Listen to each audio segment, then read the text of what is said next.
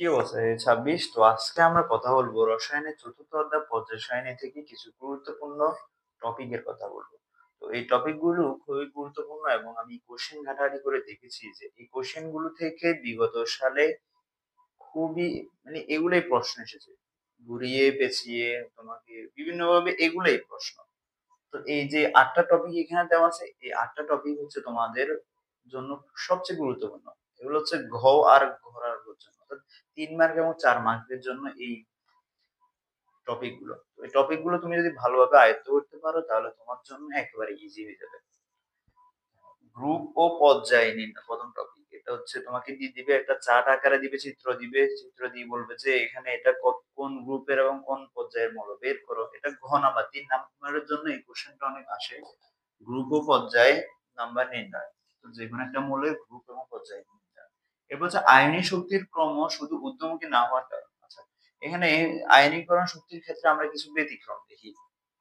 আয়নীকরণ শক্তির ক্ষেত্রে ব্যতিক্রম বলতে কি, আয়নীকরণ শক্তি বাড়তে থাকার কথা। কিন্তু হঠাৎ করে কোথাও, কোথাও কমে যায়, আবার কোথাও, কোথাও বেড়ে যায়। এটা কেন হয় সেটার কারণ বিশ্লেষণ।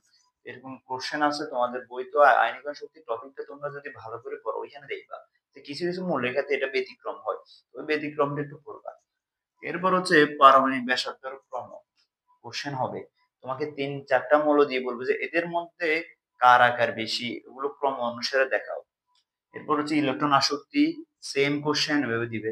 আয়নীকরণ শক্তি, মৌলের সক্রিয়তা, কোন মৌলের সক্রিয়তা কেমন সেটা। এরপর হচ্ছে তড়িৎ ঋণাত্মকতার ক্রম। এরপর হচ্ছে ধাতব আর একটা হচ্ছে অধাতব। এই টোটাল ৮ টা টপিক এই অধ্যায় থেকে সবচেয়ে গুরুত্বপূর্ণ। এই ৮ টা টপিক তুমি কি করো ভালো করে পড়বা। এগুলো ইজি টপিক। জাস্ট পড়তে হবে, পড়ে পরীক্ষায় লিখতে হবে কিভাবে সেটা হচ্ছে বইয়ের ভাষায় লিখতে হবে। অর্থাৎ বইয়ে যে কথাগুলো লিখে আছে ওগুলো লিখতে হবে। তুমি তোমার মতো করে যদি গুছিয়ে লেখো তাহলে তুমি পরিপূর্ণ নাম্বার পাবে না।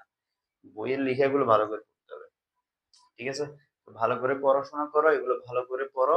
আশা করি ভালো একটা প্রিপারেশন তোমার হয়ে যাবে। ধন্যবাদ সবাইকে। শুভকামনা রইলো সবার জন্য।